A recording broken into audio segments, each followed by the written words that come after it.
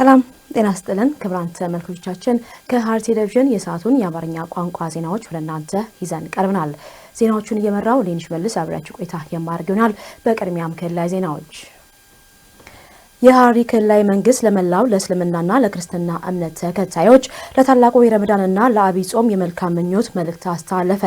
የመልካም ምኞት መልእክቱ እንደሚከተለው ይቀርባል። ሲሳይ ዘሪሁን የሐረሪ ብሔራዊ ክልላዊ መንግስት ለእስልምናና ለክርስትና እምነት ተከታዮች እንኳን ለታላቁ የረመዳን ጾምና ለአብይ ጾም በሰላም አደረሳችሁ እያለ የመልካም ምኞቱን አስተላልፏል። የሁለቱ እምነት ተከታዮችም ጾሙን ሲያከብሩ የተቸገሩ ወገኖችን በማብላትና በማጠጣት እንዲሁም በተለመደ የመተዛዘንና የመረዳዳት ባህልን በመተግበር እንዲያሳልፍ የክልሉ መንግስት ጥሪውን ያቀርባል። በተያያዘም መላው የክልሉ ነዋሪ ሰላምን፣ አብሮነትን፣ መተባበርንና ወንድማማችነትን እንዲሁም እህትማማችነትን ባጎለበተ መልኩ ሊጾም እንደሚገባም ገልጸዋል። በተለይም ሰላም ወዳዱ የክልሉ ህዝብ እንደ ወትሮ ሁሉ በክልሉ ሰላም እንዲጎለበት እንዲሁም መተባበርና አብሮነት የበለጠ እንዲጎለበት ሚናውን እንዲወጣም ይጠይቃል። የክልሉ መንግስት በድጋሚ ለመላው የእስልምናና የክርስትና እምነት ተከታዮች እንኳን ለታላቁ ረመዳን ጾምና ለታላቁ የአብይ ጾም በሰላም አደረሳችሁ ያለ የመልካም ምኞቱን አስተላልፏል። ጾሙ ሰላም፣ ፍቅርና አንድነት የሚጎለበትበት እንዲሁምንም የመልካም ምኞት መልእክቱን አስተላልፏል። የሐረሪ ብሔራዊ ክልላዊ መንግስት የሐረሪ ክልል ፐብሊክ ሰርቪስ እና የሰው ሀብት ልማት ቢሮ ከፌደራል ሲቪል ሰርቪስ ኮሚሽን ጋር በመተባበር በአጠቃላይ የመንግስት አገልግሎት አስተዳደር ሪፎርም ጽንሰ ሀሳብ ዙሪያ ለክልሉ ከፍተኛና መካከለኛ አመራሮች የግንዛቤ ማስጨበጫ መድረክ አካሂደዋል። በግንዛቤ ማስጨበጫ መድረኩ ላይ መልእክት ያስተላለፉት የሐረሪ ክልል ፐብሊክ ሰርቪስ እና የሰው ሀብት ልማት ቢሮ ኃላፊ ወይዘሮ ጆርዳን ኢሳቅ በክልሉ የመንግስት አገልግሎት አስተዳደር ሪፎርምን ተግባራዊ ለማድረግ የሚያስችል ስራ እየተካሄደ ይገኛል ብለዋል። የመንግስት አገልግሎት አስተዳደር ሪፎርም ተግባራዊ መደረጉ የተቋማት የአሰራር ስርዓትን በማሻሻልና በማዘመን ለዜጎች ፍትሃዊ፣ ቀልጣፋና ውጤታማ የመንግስት አገልግሎቶችን በአግባቡ ተደራሽ ለማድረግ የሚያስችል ነው ብለዋል። በአሁኑ ወቅትም በክልሉ በሚገኙ 4 የመንግስት ተቋማት የመንግስት አገልግሎት አስተዳደር ሪፎርም ትግበራ መጀመሩን ኃላፊዋ ጠቁመዋል። በመድረኩ ላይ በመንግስት አገልግሎት አስተዳደር ሪፎርም ትግበራ መነሻ ሁኔታዎች፣ ፍትሃዊ፣ ነፃና ገለልተኛ የመንግስት ሰራተኞች ስምሪት ግንባታ፣ በመንግስት ሰራተኞች ብቃት ምዘናና ማረጋገጫ ስርዓት ሪፎርምና የአገልግሎት አሰጣጥ ዲጂታላይዜሽን ሪፎርም ትግበራ በሚሉ ርዕሰ ጉዳዮች ዙሪያ በፌደራል ሲቪል ሰርቪስ ኮሚሽን ባለሙያዎች ሰነድ ቀርቦ ሰፊ ውይይት ተደርጎበታል። በግንዛቤ ማዳበሪያ መድረኩ ላይ የክልሉ ከፍተኛና መካከለኛ አመራሮች ተገኝተዋል። ዘገባውን ያደረሰን ባልደረባችን ሄኖክ ግርማ ነው። የሐረሪና ቱርክየን ግንኙነት በተለያዩ መስኮች ለማጠናከር እየተሰራ እንደሚገኝ የሐረሪ ክልል ባህል ቅርስና ቱሪዝም ቢሮ ኃላፊ አቶ ተወለዳ አብዶሽ ገለጹ። በክልሉ የሚገኘው የቱርክየ ትምህርት ቤት የቋንቋና የሳይንስ ትምህርቶችን በመስጠት ማህበረሰቡ በዓለም አቀፍ ደረጃ ተወዳዳሪ እንዲሆን እያገዘ መሆኑን ገልጸዋል። ፍቃዱ በላይ ተጨማሪ አለው። የሐረሪና ቱርኪየ ግንኙነት በተለያዩ መስኮች ለማጠናከር እየተሰራ እንደሚገኝ የሐረሪ ክልል ባህል ቅርስና ቱሪዝም ቢሮ ኃላፊ አቶ ተወለዳ አብዶሽ ገልጸዋል። የሐረሪና የቱርኪየ ግንኙነት በርካታ ዘመናትን ማስቆጠሩን የተለያዩ መዛግብቶች ያስረዳሉ። በተለይ የሐረሪና ቱርኪየ ግንኙነት ከታሪክ ባሻገር በማህበራዊ ጉዳዮች የተሳሰረ መሆኑንም ነው መዛግብቱ የሚያመላክቱት። የሐረሪ ክልል ባህል ቅርስና ቱሪዝም ቢሮ ኃላፊ አቶ ተወለዳ አብዶሽ ከሐረሪ ብዙሃን መገናኛ ኤጀንሲ ጋር ባደረጉት ቆይታ እንዳስታወቁት የኢትዮጵያና ቱርኪየ ግንኙነትና ወዳጅነት ዘመን የተሻገረ መሆኑን ገልጸዋል። የቱርክ ሪፐብሊክ ፕሬዝዳንት ረጀብ ጠይብ ኤርዶጋን ወደ ኢትዮጵያ መምጣት የዚሁ ጠንካራ ግንኙነት አንዱ ማሳያ ነው ሲሉ አክለዋል። የኢትዮጵያና የቱርኪየ ግንኙነት ወዳጅነት ዘመን የተሻገረ ግንኙነት ነው። ይህ ግንኙነት ከጊዜ ወደ ጊዜ እየጎለበተ እየተጠናከረ የየመጣ መሆኑን ማሳያ ኢትዮጵያ በአሁኑ ጊዜ መዳረሻዋን የአፍሪካዊት ኃይል ሆና እየተንቀሳቀሰች ባለችበት ጊዜ የፕሬዝዳንት ኤርዶጋን አዲስ አበባ መገኘት ልዩ ስፍራ የሚሰጠው ነው። ከዚህ አኳያም ከኢትዮጵያ ጋር ያላትን ግንኙነት በከፍተኛ ደረጃ ለማሻሻልም ከክቡር ጠቅላይ ሚኒስትሩ ጋር ውይይት ያደረጉበትን ሁኔታ የምናይበት ነው። ከዚህም በተጨማሪም በባህል፣ በታሪክ፣ በሃይማኖት ቁርኝቱ እየሰፋ ግንኙነቱ እየሰፋ እንዲሄድ ለማድረግም ሰፊ መግባባት የተፈጠረበት እንደ ሀገር ውይይቶችንም አዲስ አበባ ላይ ተደርጓል። ይህ ትልቅ ቦታ የምንሰጠውና ለሐረርም ትሩፋትን ይዞ የሚመጣ ነው ብለን መውሰድ እንችላለን ማለት ነው። በተለይ የሀረርና ተርኪ ግንኙነት ከታሪክ ባሻገር በማህበራዊ ጉዳዮች የተሳሰረ መሆኑንም ነው ያመላከቱት። የሁለቱ ከተሞች ግንኙነት ለማሳደግ የተሰራ መሆኑን የገለጹት ኃላፊው በዚህም በኢኮኖሚ፣ በትምህርት፣ በቅርስ ጥበቃና በስራ ዕድል ፈጠራ ለማስተሳሰር በትኩረት እየሰራ ይገኛል ሲሉ አክለዋል። የመጀመሪያው የተርኪ ቆንስላ ጽህፈት ቤት በክልሉ መከፈቱን አስታውሰው በዚህም ጽህፈት ቤቱን በማደስ ወደ ሙዚየምነት የመቀየር ስራ መሰራቱንም ነው ኃላፊው ያስታወቁት። የሀረርና የቱርኪያን ግንኙነት በምናይበት ጊዜ ዘመን የተሻገረ ነው። ይሄም ግንኙነት ከሰሃራ በታች ካሉ የአፍሪካ አገራት የመጀመሪያው ካውንስል ጽህፈት ቤት እዚህ ሀረር ነው የተከፈተው። የቱርክዬ እስከ 1925 ድረስ እንደ ፈረንጆቹ የቆየ ካውንስል ጽህፈት ቤትም የነበራትና ከዛ በኋላም በኢህአዴግ ጊዜም ይህንን ከካውንስል ጽህፈት ቤት የማደስና ወደ ካልቸራል ሴንተርነት ወደ ሙዚየምነት የመቀየር ስራዎች የተሰሩበት ሁኔታ አለ። ከዚህም በተጨማሪ ደግሞ አሁን ከለውጡ በኋላም ይህንን ግንኙነት ለማሻሻል በትምህርት ረገድ በማህበራዊ ብልጽግና ረገድ የተለያዩ ድጋፎችና ካልቸራል ኤክስቼንጆችን እየሰራን ያለንበት ሁኔታዎች አሉ። በክልሉ የሚገኘው የተርኪ ትምህርት ቤት የቋንቋና የሳይንስ ትምህርቶችን በመስጠት ማህበረሰቡ በዓለም አቀፍ ደረጃ ተወዳዳሪ እንዲሆን እያገዘ መሆኑንም ገልጸዋል። ትምህርት ረገድ በዚህ በማዕሪፍ ፋውንዴሽን ተማሪዎች የዓለም አቀፋዊ ደረጃውን የጠበቀ ትምህርት አግኝተው ተወዳዳሪ ሆኖ እንዲወጡ ብሎም በነሱ ሌቭል ከቱርክ ጋር ካሉት ዓለም አቀፍ ትምህርት ቤቶች ጋር ተወዳድረው ጥሩ ውጤት እያገኙበት ያለበትን ሁኔታም በማዕሪፍ ፋውንዴሽን በኩል የምናይበት ነው። ከዛም በተጨማሪ ደግሞ ከቲካ ወይንም ደግሞ የቱርክ ዓለም አቀፍ ልማት ኤጀንሲ ጋራም እዚህ ሀረር ላይ የተለያዩ ፕሮጀክቶችን በመንደፍ ተግባራዊ እየተደረገ ያለበት ሁኔታና እንቅስቃሴ አለ። ይህም በታሪክ በቅርስና በትምህርት ረገድ ላይ ያተኮረ ነው ብለን መውሰድ እንችላለን። አሁን በቅርቡ የዚህ ያለንን የእህትማማችነት ግንኙነትም ለማጠናከር ወንድማማችነትና ማህበራዊ ትስስርን የምናጠናክርበት መድረኮችን በቀጣይነት የምንሰራ ይሆናል።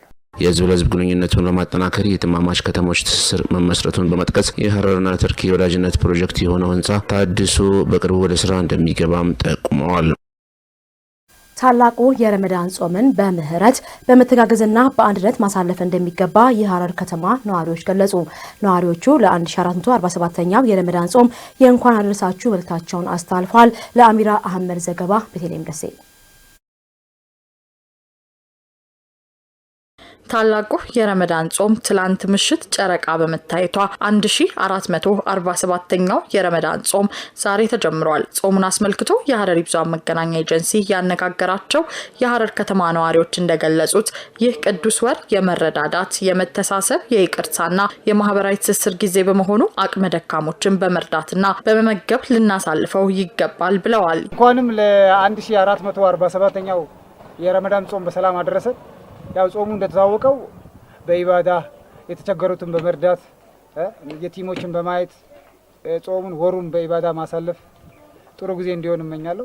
የጾም ወር በፈጣሪ ዘንድ የተከበረ ወር ነው ያሉት ነዋሪዎቹ ለዚህም ህዝበ ሙስሊሙ ጾመ ሐቅን በመጠበቅ በአግባቡ ጾሙን መጾምና መጨረስ እንደሚጠበቅበት ተናግረዋል። እንኳን ለ1447ኛው የጾም ወር በሰላም አደረሰን።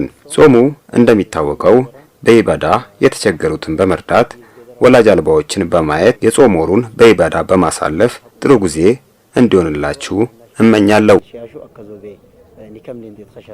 በእስልምና ታላቅ ስፍራ በሚሰጠው የረመዳን ወር ህዝበ ሙስሊሙ ለሀገር አንድነት በትብብር ሊሰራ እንደሚገባ ገልጸዋል። ረመዳን ባይቲ ቶባንታ ረህመትንታ ረመዳን ሙስሊም ኡመት ሁላ እንኳን አደረሳችሁ ላለው። ጾሙ እንደሚታወቀው ከአላህ ዘንድ የተከበረ ወር ነው። የተከበረ ወሩን በአግባቡ መጾም ያስፈልጋል። የጾም ሐቁን መጠበቅ አለብን። አላህችን የሚፈልገውን ነገራቶች በአግባቡ ልንሰራበት ያስፈልጋል። ይወህሪውካ አላሁ ይኸሻዛል ኩትቤ የገድራ ኩትን ኸሻና አወል ሜገድ ሽሽቲ ኸይራቱ ይላህድ ሚዲጃሊ ለሰው ልጅ ወሩ 3 ኬር ነገራትን ይዞ ይመጣል። ራህመትና አላህ ኃጢአትን ይቅር የሚልበት ነው። አላህ ሰዎችን ምህረት የሚሰጥበት ወር ነው።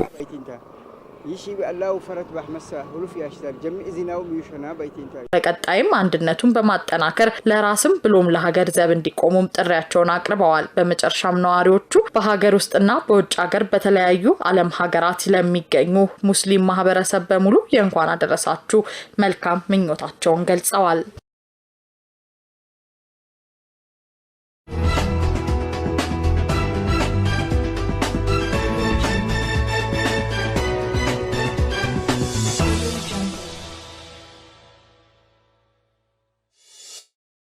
ክቡራን ተመልካቾች ከሐረሪ ቴሌቪዥን ዜናዎቻችን እንደቀጠሉ ናቸው። ወደ ሀገር አቀፍ ዘገባዎች ተሸጋግረናል። በተያዘው የ2018 በጀት ዓመት 6 ወራት ምርትን በሀገር ውስጥ በመተካት 3.4 ቢሊዮን ዶላር ማዳን መቻሉን የኢንዱስትሪ ሚኒስቴር አስታወቀ።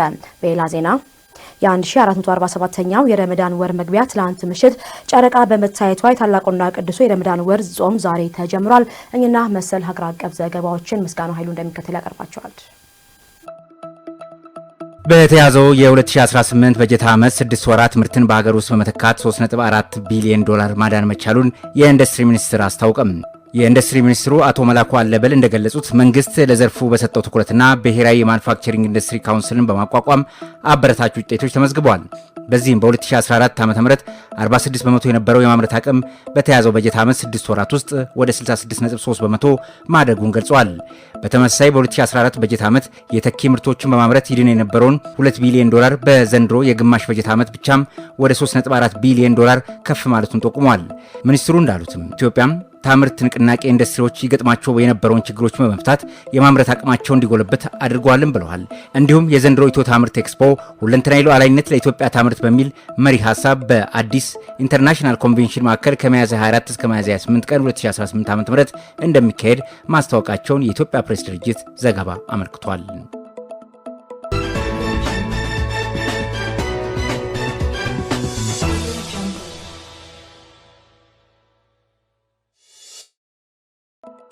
የ1447ኛው የረመዳን ወር መግቢያ ትናንት ምሽት ጨረቃ በመታየቷ የታላቁ ቅዱስ ረመዳን ወር ጾም ዛሬ ይጀምራል። የፌዴራል ጠቅላይ ሸሪዓ ፍርድ ቤት ለፋና ዲጂታል እንዳረጋገጠው የረመዳን ወር መግቢያ ጨረቃ ለኢትዮጵያ ታይታለች። የረመዳን ወርን አስመልክቶ መግለጫ የሰጡት የኢትዮጵያ እስልምና ጉዳዮች ጠቅላይ ምክር ቤት ፕሬዝዳንት ሼህ ሀጂ ኢብራሂም ቱፋም ታላቁን የረመዳን ወር በመረዳዳትና በመተሳሰብ ልናሳልፈው ይገባል ብለዋል።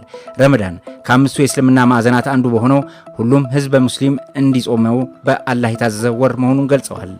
ረመዳን የይቅርታን የእዝነትንና የማህበራዊ ትስስር ጊዜ በመሆኑ ሁሉም የእምነቱ ተከታዮች ከበጎ አድራጎት ስራዎች ጋር እንዲገናኙ አስገንዝበዋል። አቅመ ደካሞችን መርዳት፣ ማዕድ በማካፈል በመታሰብና አላህን በመለመን ወሩን ማሳለፍ እንደሚገባም ጠቁሟል።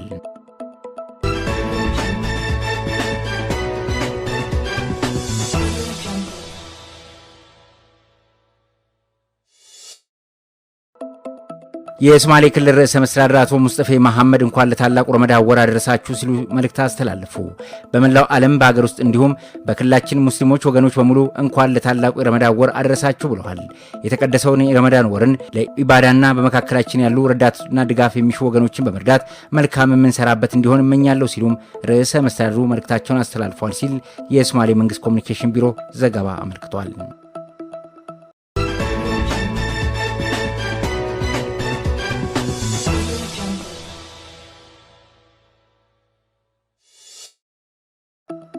በአፋር ክልል የስንዴ ምርትን ይበልጥ ለማሳደግ ለአካባቢው የአየር ሁኔታ ተስማሚ የሆኑ የዘር መላመድ ተግባርን ትኩረት መስጠቱን የክልሉ እርሻ ተፈጥሮ ሀብት ቢሮ አስታውቋል።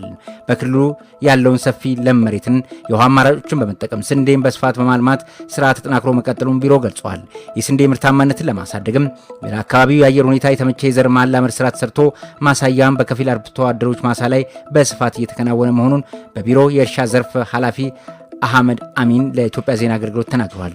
በዚህም በዘንድሮ የበጋ መስኖ ስንዴ ልማት 1442 ሄክታር ዝርያን የማላመድ ተግባር በትኩረት እየተከናወነ መሆኑን ነው የገለጹት።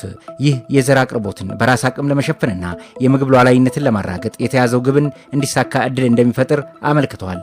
ከስንዴ ምርት በተጨማሪም በክልሉ ሱፍና ሩዝን በሰፊው በማላመድ ተስፋ ሰጪ ውጤቶች እየተመዘገቡ ይገኛሉ ብለዋል።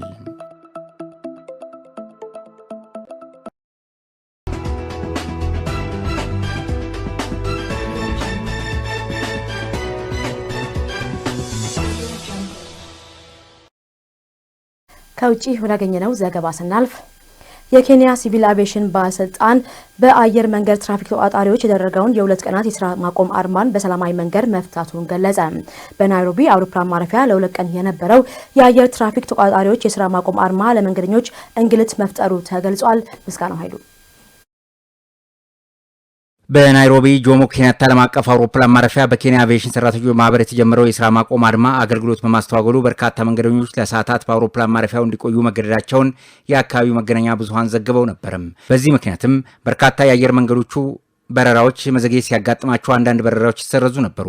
ዛሬ ማለዳ ግን የኬንያ የሲቪል አቪዬሽን ባለስልጣናት ይፋ እንዳደረጉት በአየር መንገድ ትራፊክ ተቆጣጣሪዎች የተደረገውን የ2 ቀናት ስራ ማቆም አድማን በሰላማዊ መንገድ መፈታቱን ገልጸዋል። የኬንያ ትራንስፖርት ሚኒስትር ዴቪድ ቺርቺር እንደገለጹት መንግስት የሚነሱ ጥያቄዎችን በንግግር ለመፍታት ዝግጁ መሆኑን ተናግረዋል። የስራ ማቆም አድማውም የሰራተኞችን የጋራ ድርድር ውይይቶች አለመቋጨታቸውና ለቋሚ ስራ መደቦች ጊዜያዊ ቅጥር ውል ጥቅም ላይ አለማዋሉ ለስራ ማቆም አድማው መነሻ እንደነበር ተናግረዋል። የኬንያ የሲቪል አቪዬሽን ባለስልጣናት ቢሆንም ጉዳዩን በሰላማዊ መንገድ ለመፍታት እንደሚፈልግ ገልጾ አሁንም ከረጅም ውይይት በኋላ ሰራተኛው ዛሬ ወደ ስራ መግባቱን ተናግረዋል። በተለይም የአገሪቱ የትራንስፖርት ሚኒስቴር የተፈጠረውን አለመግባባት ለመፍታት ማክሰኞ ዕለት ከሁለቱም ወገኖች ጋር በአስቸኳይ ውይይት ጠርቶ ተነጋግሯል። ከዚህ ውይይት በኋላ የአየር መንገዱ በረራዎች ወደ ስራ ተመልሰው አገልግሎት መስጠት እንደሚጀምሩ ተናግሯል ሲል አሶሺየትድ ፕሬስ ዘግቧል። ክቡራን ተመልካቾች ከሐረሪ ቴሌቪዥን ለሰዓቱ ያዝናቸው ዘገባዎች እኚህን ይመስሉ ነበር። ከቀሪ መሰናዶች ጋር መልካም ቆይታ። ጤና ይስጥልን።